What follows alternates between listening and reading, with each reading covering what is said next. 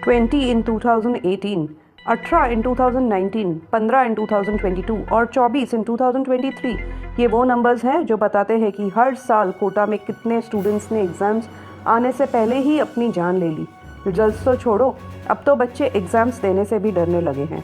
एक 3 घंटे की एग्ज़ाम देने से आसान ऑप्शन उनके लिए अपनी जान लेना बन गया है। लेकिन ये डर सिर्फ एग्ज़ाम्स का नहीं है, ये डर अपने पेरेंट्स पर फाइनेंशियल बर्डन डालने का है। ये डर है पेरेंट्स की रेपुटेशन लॉस और फ्रेंड्स को सफल होते देखने का। पर एक एग्ज़ाम कब लाइफ और डेथ का सवाल बन गया? अगर मैं कहूँ कि इसका मेन रीज़न ना पेरेंट्स का प्रेशर ना फेलियर का डर है, तो इस पूरी प्रॉब्लम की जड़ में अगर कोई है तो वो है ये कोचिंग इंडस्ट्री। जिन पेरेंट्स को अपने बच्चों को इंजीनियर या डॉक्टर बनाना है, उनके लिए एंट्रेंस एग्जाम तो ज़रूरी है। इंजीनियरिंग के लिए जेईई है, और जो जेईई है जॉइंट एंट्रेंस एग्जाम, ये है ज़्यादातर आईआईटीज़ के लिए, लेकिन बहुत सारी दूसरी इंजीनियरिंग कॉलेजेस भी इसको एक्सेप्ट करती हैं। और नीट, जो आपने सबने ही सुना है, अगर आपके बच्चे को डॉक्टर मेडिकल लेना है तो उसको नीट का एंट्रेंस एग्जाम देना पड़ेगा। सो जैसे ही 10th की एग्जाम खत्म होने वाली होती है, उसके पहले ही पेरेंट्स को प्लान करना पड़ता है कि बच्चे को इंटीग्रेटेड सिस्टम में डालना है या नहीं, क्योंकि द मोमेंट एग्जाम खत्म होती है उसके नॉट इवन 1 वीक के ब्रेक के बाद तुरंत ही ये क्लासेस शुरू हो जाते हैं। बच्चों को कोई ब्रेक मिलता नहीं है, और क्लासेस वाले इतना आपको फोर्स करते हैं कि जल्दी से जल्दी एडमिशन ले लो, वरना हमारे बैचेस फुल हो जाएंगे। सो उसी हड़बड़ी में काफ़ी पेरेंट्स बिना सोचे बिना समझे, क्योंकि सारे लोग उसी में एडमिशन ले रहे हैं, मतलब इंटीग्रेटेड सिस्टम में, वो भी अपने बच्चे के लिए उसी सिस्टम में एडमिशन ले लेते हैं। बट क्या ये सही है? क्या पेरेंट्स ने इनफ थॉट डाला था, इनफ सोचा था कि ये सिस्टम मेरे बच्चे के लिए परफेक्ट है या नहीं? इसके लिए आपको सबसे पहले तो ये क्वेश्चंस पूछने पड़ेंगे कि आपके बच्चे को इंजीनियरिंग और मेडिकल के अलावा और किस चीज़ों में इंटरेस्ट है, और अगर उसको इंजीनियरिंग और मेडिकल में ही इंटरेस्ट है तो क्या वो इतना केपेबल है कि वो इन सारी चैलेंजेस को पार कर पाएगा? क्योंकि इसमें आपका जो इंटीग्रेटेड सिस्टम होता है, इसमें जो 3 सब्जेक्ट्स, लेट्स से अगर इंजीनियरिंग की आप एंट्रेंस एग्जाम के लिए तैयारी कर रहे हो तो आपको फिजिक्स, मैथ्स, केमिस्ट्री पर ही फोकस किया जाता है। और ऐसा नहीं है कि आपको कंसेप्ट्स पढ़ाए जाते हैं, आपको ज़्यादा से ज़्यादा न्यूमेरिकल्स ही पढ़ाए जाते हैं, क्योंकि सॉल्व करना है। सो नॉट ओनली आपके बच्चे को साइंस में इंटरेस्ट है, ज़्यादा आपके बच्चे को मैथ्स में इंटरेस्ट होना ज़रूरी है। और ये सारा कुछ जो होता है वो काफ़ी डिफ़िकल्ट लेवल पे होता है। काफ़ी बच्चे अगर 70-80% मुश्किल से साइंस या मैथ्स में ला पाते हैं, और उनको अगर आप इस सिस्टम में डाल दो तो उनके लिए आप सोच सकते हो कोप करना कितना डिफ़िकल्ट हो जाता है। सेम थिंग जब मेरे बैच के लोगों ने भी मेरे साथ, जो मेरी बेटी के साथ जो पास हुए थे, उन्होंने भी काफ़ी सारों ने इंटीग्रेटेड सिस्टम, क्योंकि और कोई ऑप्शन नहीं है इसलिए ले लिया। लेकिन आज जब ऑलमोस्ट 1 साल ख़त्म होने आ रहा है, इतने सारे बच्चे और पेरेंट्स रिग्रेट कर रहे हैं कि हमने ये सिस्टम में क्यों डाला। एक तो इतना महंगा ये कोचिंग क्लासेस का सिस्टम होता है, उसके अलावा बच्चे को सुबह 7 बजे से 3 बजे तक सिर्फ न्यूमेरिकल्स कराया जाता है, सिर्फ 3 सब्जेक्ट का। और नॉट ओनली दैट, उसके बाद घर पर जाकर उनको काफ़ी सारा होमवर्क दिया जाता है, तो बच्चा घर आकर भी सिर्फ और सिर्फ न्यूमेरिकल्स सॉल्व कर रहा है, तो बच्चा एक पॉइंट पर आकर फ्रस्ट्रेट हो जाता है। एंड ये सारा होने के बाद जब इनिशियल 4-5 महीने हो जाते हैं, उसके बाद हर संडे टेस्ट, हर संडे को जो ये टेस्ट आने वाली होती है, बच्चा घबरा जाता है। After a point in time वो गिव अप कर देता है, क्योंकि इतनी कंपटीशन ये कोचिंग क्लासेस वाले लगाते हैं जब ये टेस्ट की बात आती है। और क्लासेस के बाहर लिस्ट बच्चों के नाम लगाते हैं, कौन फर्स्ट आया, कौन सेकंड आया, कौन थर्ड आया, और इसी रेस में बच्चा बेचारा पढ़ाई कर कर कर कर कर कर बिल्कुल परेशान हो जाता है। एंड ये जो कोचिंग क्लासेस का कल्चर है, ये किसी भी गवर्निंग अथॉरिटी के अंडर आता नहीं है, कोई आंसरेबिलिटी इनकी किसी भी गवर्निंग अथॉरिटी को है नहीं। इसमें क्या होता है कि आपका बच्चा सिर्फ कोचिंग क्लासेस जा रहा है, कल को किसी रीज़न से भी अगर ये कोचिंग क्लास बंद हो गया तो आपका बच्चा रखड़ जाएगा, उसको किसी और कोचिंग क्लास में मिडवे ही एडमिशन लेना पड़ेगा, क्योंकि वो अगर आधे पर आके अटक गया है तो उसको एडमिशन तो लेना पड़ेगा। और होगा ये कि जो पढ़ाई यहाँ पे हुई थी, जिस सिस्टम से यहाँ पे पढ़ाई हुई थी, शायद वो सेम सिस्टम से दूसरी जगह पे पढ़ाई ना हो। इनफैक्ट इसका लाइव एग्जाम्पल है, फिटजी कर एक कोचिंग क्लास है जो ऑल ऑफ अ सडन अभी 2-3 महीने पहले बंद हो गया। इतने सारे बच्चों ने एडमिशन लिया था, सारे के सारे यहाँ वहाँ हो गए। किसी ने फिर और किसी कोचिंग क्लासेस में एडमिशन तो ले लिया, लेकिन कोप अप करना ईजी नहीं था, क्योंकि वहाँ पे टीचर्स अलग, पढ़ाने का तरीका अलग, यहाँ पे सब कुछ अलग था। तो इन बच्चों की जो हाल हुए हैं आप सोच भी नहीं सकते, ऊपर से इतनी डिफिकल्ट स्टडीज़ एंड मिडवे इतना सारा चेंज। ये जो इंटीग्रेटेड सिस्टम है ये एक कोचिंग क्लासेस का सिस्टम है। जब आप एडमिशन लेने वाले हैं तो आपको सोच समझकर इसमें एडमिशन लेना है कि आपका बच्चा मैथ्स में अच्छा है कि नहीं, क्या वो इतने सारे सॉल्यूशंस कर पाएगा कि नहीं। ऊपर से इतने से वक्त में आपको इतने सॉल्यूशंस करने हैं, उसी की ट्रेनिंग लगातार 2 साल दी जाती है। और सबसे I don't know how to explain, but सबसे एक डिफिकल्ट बात ये है कि 2 साल लगातार दिन रात मेहनत करने का नतीजा सिर्फ एक दिन की एग्जाम के अंदर आपका आ जाता है। 2 अटेम्प्ट दिए जाते हैं इंजीनियरिंग की एग्जाम के लिए, एक जनवरी में होता है, एक अप्रैल में होता है। और अगर आप जेई क्लियर करते हैं और पर्टिकुलर लेवल परसेंटेज लाते हैं तो ही आपका एडवांस्ड में एडमिशन, आप एडवांस की एग्जाम दे सकते हैं। सो अराउंड ऑलमोस्ट 12.5 लाख बच्चे जेई के लिए तैयार करते हैं एवरी ईयर, और ये नंबर बढ़ते ही जा रहा है। लेकिन 12.5-13 लाख बच्चों में से सिर्फ 2.5 लाख बच्चे एडवांस के लिए क्वालिफाई होते हैं। और इन बच्चों में से सिर्फ टोटल बच्चे जो अपीयर कर रहे हैं जेई में, उसमें से सिर्फ 1.1% बच्चे आईआईटीज में एडमिशन ले पाते हैं, क्योंकि आईआईटी की सीट सारी आईआईटी मिलकर सिर्फ 17,000 है। आप सोचिए इन 17,000 सीट के लिए बच्चों को किस तरह के ग्रूलिंग सेशन से 2 साल आप डालते हैं। And it is not fair on the children. Why it is not fair? क्योंकि बच्चे की जो प्राइम टाइम है 16-17, जब उनको कॉलेज लाइफ देखना चाहिए, जब उन्हें कॉलेज लाइफ एंजॉय करना चाहिए, बाहर की दुनिया देखनी चाहिए, खुद से समझना चाहिए कि दुनिया में क्या क्या हो रहा है। क्योंकि 15-16 की एज तक तो वो स्कूल में ही थे, वो एक एनक्लोज्ड एनवायरनमेंट में थे, ककून में थे, कभी उन्होंने बाहर की दुनिया और या दुनियादारी देखी नहीं थी। तो अभी भी उसके बाद आप 2 साल और उनको इस तरह के सिस्टम में डाल देते हैं जहाँ पे वो ऑलमोस्ट जेल की तरह हो जाता है। सुबह क्लासेस जाओ, घर पे आओ और फिर सम सॉल्व करते रहो, और यही दिन रात, और संडेज को भी आराम नहीं, क्योंकि संडेज को आपकी टेस्ट है। तो ये जो बच्चा है इसको किसी भी तरह का बाहर का एक्सपोजर नहीं मिलता, और वो सिर्फ 3 साइंसेस कर रहा है या 2 साइंस और मैथ्स कर रहा है। तो उसको अगर इंग्लिश में रुचि है, उसको अगर साइकोलॉजी में रुचि है, उसको अगर किसी और सब्जेक्ट्स में रुचि है, तो उसको तो एक्सपोजर मिल ही नहीं सकता, क्योंकि इस कोचिंग क्लासेस में इन 3 सब्जेक्ट के अलावा और किसी चीज़ को पढ़ाया नहीं जाता। अगर आपके बच्चे को इवेंट्स में पार्टिसिपेट करना है, फेस्ट में पार्टिसिपेट करना है, या काफ़ी कुछ और सीखना है अपार्ट फ्रॉम ये 3 चीज़ें, किसी और हॉबी क्लासेस में जाना है, तो आप ये सारा कुछ भूल जाइए। अगर आप इंटीग्रेटेड सिलेक्ट करते हैं तो आपका बच्चा सिर्फ और सिर्फ सम सॉल्व करते रह जाएगा। ये बाकी सारी चीज़ों का एक्सपोजर उसका बिल्कुल ज़ीरो, नेग्लिजिबल। और अगर इन सारी चीज़ों का एक्सपोजर बच्चे को नहीं मिल रहा तो उसका ग्रोथ कैसे होगा, वो अपने आप को समझेगा कैसे? यही तो क्रूशियल टाइम है जब वो एक्सप्लोर करेगा बाहर की दुनिया, तो उसको उसके लाइक्स और डिसलाइक्स पता चलेंगे, उसको पता चलेगा किस फील्ड में उसको ज़्यादा इंटरेस्ट है।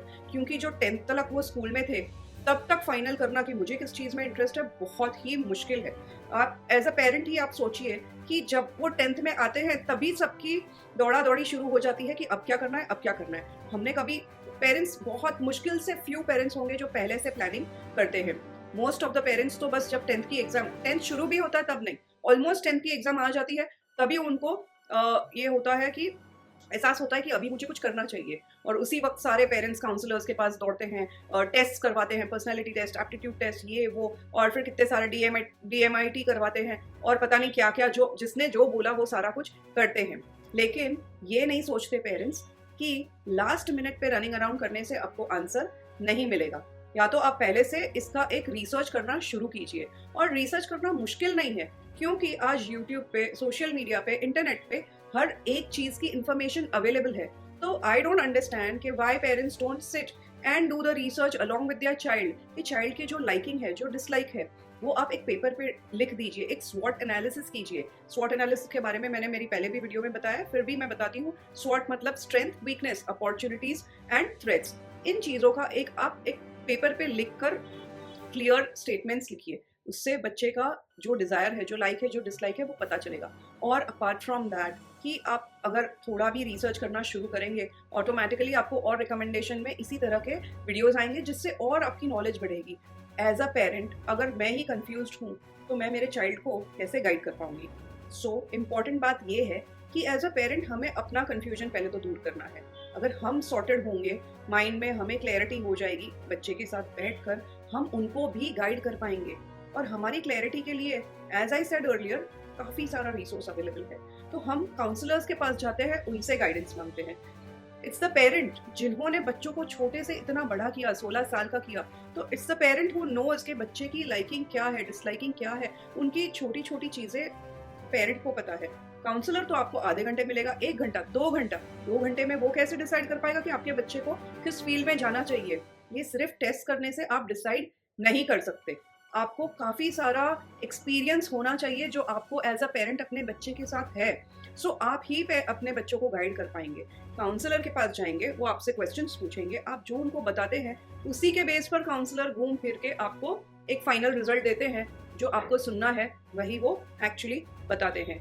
जो भी पेरेंट काउंसलर के पास गए होंगे वो मेरे साथ अग्री करेंगे कि काउंसलर ने ज़्यादा कुछ नई बात आपको बताई नहीं होगी। वो आपसे ही सारा इन्फॉर्मेशन लेंगे, आपकी टेस्ट करेंगे और फाइनली आपको डिपेंडिंग ऑन दैट थोड़ी चीज़ें बताएंगे। And it's not the all conclusive decision. ये आपको एक्चुअली पेरेंट को over a period of time बच्चों के साथ बैठना है, डिस्कस करना है। आप नॉर्मल चीज़ें डिस्कस कीजिए कि आपके फ्रेंड्स जो थे कॉलेज में वो अब क्या कर रहे हैं, आपने क्या डिसाइड किया था, आप अब क्या कर रहे हैं। तो जब रियल लाइफ डिस्कशन आप करेंगे, या तो बच्चे को किसी ऑलरेडी जो लोग काम कर रहे हैं, कोई चार्टर्ड अकाउंटेंट है, कोई इंजीनियर है, कोई अगर है मेडिकल फील्ड में, या किसी और सारी इतनी सारी फील्ड है, ग्राफिक डिज़ाइनर है, या तो फिर कोई ब्लॉगर है, कोई करस्पॉन्डेंट है, कोई जर्नलिस्ट है, इन लोगों से मिलवाइए। शायद आपके फ्रेंड सर्कल में हो, शायद फ्रेंड्स के फ्रेंड्स हो, उनसे बात करवाइए। बच्चे को रियल लाइफ का थोड़ा सा एक उनको आजमाने दीजिए कि चीज़ें रियल लाइफ में कैसी होती है, क्योंकि अब तक जो उन्होंने किया है वो सारा बुकिश नॉलेज है और इस बुकिश नॉलेज के बाहर आना ज़रूरी है। इसके लिए आपको उनको एक्सपोजर रियल लाइफ का देना ज़रूरी है। आप उनके साथ ये जो इंटीग्रेटेड वाला सिस्टम में आप उनको लगा देते हैं, उनका एडमिशन कर डालते हैं, लेकिन उसके बाद क्या बच्चे कोप कर पाते हैं? मुझसे पूछिए। अभी मैं देख रही हूँ, काफ़ी सारे फ्रेंड्स से बात भी कर रही हूँ और वो कह रहे हैं कि उनके बच्चों को बहुत मुश्किल पड़ रहा है। इसमें क्या होता है, ये जो कोचिंग क्लासेस है, ये फीस भी चार्ज करते हैं 3.5-4 लाख के ऊपर 2 साल की। मतलब मेरे जो फ्रेंड्स हैं वो 5.5 लाख भी दे रहे हैं। एंड होता क्या है कि काफ़ी सारे कोचिंग क्लास वाले तो फर्स्ट ईयर में ही 2 साल की फीस ले लेते हैं। अभी अगर बच्चे को इंटरेस्ट नहीं भी आ रहा तो एट टाइम्स बच्चे को क्या लगता है कि मेरे पेरेंट ने इतना सारा पैसा लगा दिया, अभी मुझे नहीं भी इंटरेस्ट आ रहा, मैं कैसे बोलूँ मेरे पेरेंट्स को कि नहीं मुझे छोड़ना है। तो उसको तो एक गिल्ट फील होगा कि मेरे पेरेंट्स के पैसे वेस्ट हो जाएंगे। एंड एट टाइम्स पेरेंट्स बोलते हैं अरे नहीं अभी थोड़ा मुश्किल लग रहा है तो थोड़ा और ट्राई कर ले, हो जाएगा। इस तरह से बच्चे को ना चाहते हुए भी ये सिस्टम को कंप्लीट करना पड़ता है। एंड फ्रैंकली स्पीकिंग 2 साल जब कंप्लीट होते हैं, जब एग्जाम की बारी आती है, तब बच्चा ऑलरेडी काफ़ी फ्रस्ट्रेट हो चुका होता है, वो काफ़ी टायर्ड हो चुका होता है। ये डेली एक और एक सेम चीज़ कर उनको कोई भी ब्रेक नहीं मिलता। ये कोचिंग क्लासेस वाले इतना प्रेशर डालते हैं बच्चों के ऊपर कि आप सोच भी नहीं सकते। अगर आपके सर्कल में कोई होंगे बच्चे तो आप उनसे बात कर लीजिए। एंड मोर ओवर किसी भी कोचिंग क्लासेस में बच्चे को फुल जो नॉलेज मिलनी चाहिए या अंडरस्टैंडिंग मिलनी चाहिए वो मिलती नहीं है। मोर और लेस कितने सारे बच्चों के साथ मैंने बात की, उनको फाइनली पढ़ाई के लिए भी यूट्यूब वीडियोस पर ही रिलाई करना पड़ता है। मतलब किसी न किसी एक्सटर्नल सोर्स पर रिलाई करना पड़ता है। और कोचिंग क्लासेस वाले क्या करते हैं, वो एक 3-4 महीने टेस्ट लेते हैं और फिर उसमें से जो क्रीम बच्चे हैं, जो टॉप 7 टॉप 10 बच्चे हैं हर बैच में, उन्हीं के ऊपर फोकस करते हैं, उन्हीं को ट्रेन करते हैं, ज़्यादा ट्रेनिंग देते हैं, उन्हीं को एडवांस्ड के लिए सिलेक्ट करते हैं। सो बाकी सारे बच्चे हैं उनका क्या, उन पर ज़्यादा ध्यान दिया नहीं जाता, क्योंकि उनको पता है कोचिंग क्लासेस वाले को ये जो क्रीम वाले हैं, जो टॉप वाले हैं, यही हमारे लिए आगे जाकर और स्टूडेंट्स लाएंगे। आपने काफ़ी सारे न्यूज़पेपर्स में हमेशा जब रिजल्ट्स आते हैं उसके बाद full page, first page, second page advertisements देखे ही होंगे, किस तरह टॉपर्स के नाम, उनके मार्क्स, सब कुछ लिखे जाते हैं। और ये क्या है, ये यूज़ करते हैं इन टॉपर्स को, it's like using them for advertising and marketing. ये फ्री उनको एक प्रमोशन मिल जाता है। तो जो 7 या 10 बच्चे टॉप के हैं, सो कॉल्ड कोहिनूर बैच बनाते हैं और उन्हीं पर फोकस किया जाता है और उन्हीं को पॉलिश करते ही रहते हैं, वेरेस बाकी सारे बच्चों पर कोई ध्यान दिया नहीं जाता। सो पेरेंट्स, आप काफ़ी सारी चीज़ें पहले अंडरस्टैंड कीजिए, काफ़ी लोगों के साथ पहले बात कीजिए जो ऑलरेडी इस सिस्टम के through who are going through the system, who have given these exams. Moreover, सबसे बड़ी बात, अगर आपका बच्चा जेई में बहुत अच्छा स्कोर लाएगा तो ही वो आईआईटी के लिए सोच सकता है। बहुत अच्छा is like above 99.9 kind of a score. And उसके बाद आईआईटीज में भी काफ़ी सारे ब्रांचेस होंगे, सब बच्चों को कंप्यूटर साइंस नहीं मिलता। आईआईटीज़ में अगर 17,000 बच्चे लिए जाते हैं, वो वेरियस अदर ब्रांचेस होते हैं जिनके लिए मरीन बायोलॉजी है, ये है, वो है, मतलब मेटलर्जी है, और ये सब का टॉप 5 आईआईटीज़ छोड़कर काफ़ी दूसरी आईआईटीज़ होती है। तो उसमें भी बच्चों को भेजना बहुत बार पेरेंट्स को भी मुश्किल लगता है, क्योंकि आप रहते हैं कहाँ और ये वाली आईआईटी है कहीं और बहुत दूर, और उसमें भी अगर मेटलर्जी जैसा ब्रांच मिल रहा है तो बच्चा नहीं जाएगा। So it's not all about IIT. उसके बाद आप ट्रिपल आईटीज़, एनआईटीज़ पे फोकस करेंगे, एंड देन अगर इनमें भी आपका जो चाहिए वो ब्रांच नहीं मिलता, तो बहुत सारे पेरेंट्स फाइनली प्राइवेट कॉलेजेस में एडमिशन लेते हैं। और प्राइवेट कॉलेजेस बिल्कुल भी सस्ती नहीं होती। आपका 20 to 30 लाख आप 4 साल का पकड़कर चलिए। सो ये कब हुआ? जब बच्चा कम स्कोर आया। प्राइवेट कॉलेजेस में भी इट्स नॉट ईजी, वहाँ पे भी स्कोर आपका काफ़ी अच्छा होना चाहिए। उनकी खुद की भी एंट्रेंस एग्जाम होती है, वो शायद देनी पड़े आपको, एंड उसके बाद आप 20-30 लाख रुपए खर्चा करेंगे, तब जाकर वो 4 साल के लिए एडमिशन मिलेगा, only if his score is very good. तो जिन बच्चों का स्कोर अच्छा नहीं है, फाइनली उनके लिए तो कोई ऑप्शन बचता नहीं कि अनलेस कि कोई ऐसी वैसी कॉलेजेस में एडमिशन ले ले। ये बात हो गई इंजीनियरिंग की। जिन पेरेंट्स ने अपने बच्चों को नीट के लिए डाला है, उसकी भी बात करते हैं। कंट्रोवर्सीज तो सबको ही पता है, पेपर लीक हो रहा है, ये हो रहा है, वो हो रहा है, वो सब तो आपको पता है। लेकिन पेरेंट्स प्लीज़ ये भी ध्यान रखिए कि आपके बच्चे को किसी गवर्नमेंट कॉलेज में एडमिशन मिलना बहुत ही मुश्किल होता है। सो नेक्स्ट रहा प्राइवेट कॉलेजेस। तो प्राइवेट कॉलेजेस की आप फीस देख लीजिए कितनी है, और मोर ओवर आजकल सिर्फ बड़ी बड़ी बिल्डिंगें, इमारतें यूनिवर्सिटीज़ के नाम पर बनाकर रख दी है, लेकिन क्या आपने जाकर देखा है कि वहाँ पे फैकल्टीज कैसे हैं, प्रोफेसर्स, असिस्टेंट प्रोफेसर्स, लैब्स, ये सारी चीज़ें कैसी है? कोई पेरेंट जब इंटीग्रेटेड में डालता है ये सारी चीज़ें सोचता नहीं है। एक्चुअली ये सारी चीज़ें सोचना ज़्यादा ज़रूरी है, क्योंकि आपने इंजीनियरिंग कॉलेज, आपने मेडिकल कॉलेज में एडमिशन तो ले लिया, लेकिन क्या वहाँ पे प्रोफेसर्स इतने अच्छे हैं जो जस्टिस कर पाएंगे, आपके बच्चों को पढ़ा पाएंगे जो पढ़ाना चाहिए? मोर ओवर आपका अगर हो भी गया एडमिशन और बच्चा किसी तरह जो उसको नहीं चाहिए थी वो फील्ड उसने ले ली, एडमिशन ले लिया, प्लस उसके बाद उसका इंटरेस्ट तो होना चाहिए। 2 साल कड़ी मेहनत एंट्रेंस एग्जाम के लिए की, उसके बाद जो स्कोर आया उसके बेसिस पर एडमिशन ले लिया ऐसी कॉलेज में जो उसने सोचा भी नहीं था, ऐसी फील्ड में जो उसे जाना भी नहीं था। तो क्या आप सोच सकते हो पेरेंट्स कि 4 साल उस फील्ड में निकालना उस बच्चे के लिए कितना टॉर्चरसम और मुश्किल हो जाएगा? सो पेरेंट्स प्लीज़, जब आप एडमिशन लेते हैं तब आपको काफ़ी लॉन्ग टर्म सोचना है, आपको रिसर्च करना है, ना ही किसी काउंसलर पे सिर्फ डिपेंड रहना है, और ना ही क्योंकि उसने एडमिशन लिया तो मुझे भी ले लेना चाहिए उस चीज़ पर डिपेंडेंट रहना है। आपका बच्चा यूनिक है, आप अपने बच्चे को पहचानते हैं, तो थोड़ा और बैठकर होमवर्क कीजिए, रिसर्च कीजिए, एंड प्लीज़ लास्ट मिनट तक वेट मत कीजिए। 10th की एग्ज़ाम आने लगी है या हो गई, तब जाकर आप सोचने लगेंगे अब क्या, मुझे क्या करना चाहिए। तो डोंट डू दैट। हमको जब छोटी सी एक आउटिंग भी प्लान करनी होती है, जैसे कि मूवी एंड डिनर, उसके लिए भी हम थॉट डालते हैं, थोड़ा सा प्लानिंग 4-5 दिन पहले से भी शुरू कर देते हैं। तो ये तो बच्चे की लाइफ का सवाल है, तो इसमें हम प्लानिंग क्यों नहीं करते? क्यों हम पहले से थोड़ा भी थॉट डालते नहीं हैं, सोचते नहीं हैं? आजकल के पेरेंट्स तो काफ़ी पढ़े लिखे हैं, सबके पास सोशल मीडिया, सबके पास इंटरनेट है, तो इट इज़ नॉट डिफ़िकल्ट। आप रोज का अगर 10 या 15 मिनट का एक वीडियो भी अगर टाइम निकाल कर देख सकते हैं, तो भी आप अपनी नॉलेज बढ़ा सकते हैं, और उस नॉलेज के बेसिस पर अपने बच्चों को गाइड कर सकते हैं। आपके बच्चे ने अगर किसी कॉलेज में एडमिशन, सपोज जैसे मैंने कहा, ले भी लिया, तो मेडिकल की ही बात करते हैं। आजकल सिर्फ बैचलर्स कर तो चलता नहीं, किसी भी फील्ड में नहीं चलता। सो इज मेडिकल फील्ड, सिर्फ MBBS बच्चा हो गया, सिर्फ बैचलर्स कर ली, उससे काम चलता नहीं। क्या आपने ये सोचा है कि मास्टर्स के लिए क्या फीस है और किस तरह से ये बच्चा मास्टर्स करेगा? और जब तक ये मास्टर्स नहीं करेगा तब तक तो उसको कहीं पर भी प्रॉपर जॉब मिलना मुश्किल है, क्योंकि मैंने इंटर्न्स के साथ बात की है, जो फ्रेश डॉक्टर्स बने हैं, मैंने उनके साथ बात की, और उनका कहना ये है कि हम किसी को भी सजेस्ट नहीं करेंगे कि आप मेडिकल में जाइए, क्योंकि इंडिया की जो मेडिकल कॉलेजेस हैं, जिस तरह का वहाँ पे एटमॉस्फेयर है, आप आए दिन न्यूज़पेपर में पढ़ते ही होंगे। जस्ट लास्ट वीक केरला के बारे में आया था कि मेडिकल स्टूडेंट्स ने किस तरह से रैगिंग की थी, और क्या क्या, what all people go through.